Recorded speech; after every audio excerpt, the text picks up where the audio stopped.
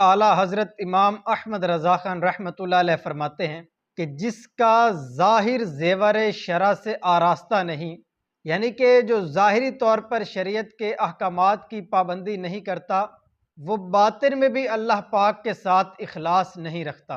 बाज़ लोग ये कहते हैं कि हम तो जी दिल की नमाज़ पढ़ते हैं, दिल अच्छा होना चाहिए।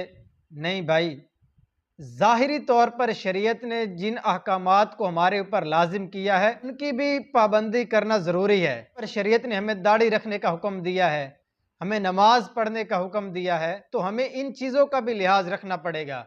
ऐसा नहीं कि हम ज़ाहिर में शरीयत के अहकामात की धज्जियाँ उड़ाते रहें और हर नाजायज़ और हराम काम करते रहें और ये कहें हम तो दिल की नमाज़ें पढ़ते हैं, इखलास दिल में होना चाहिए। अल्लाह पाक हमें ज़ाहिरी और बातिनी दोनों लिहाज से शरीयत के अहकामात पर अमल करने की तौफ़ीक अता फ़रमाए।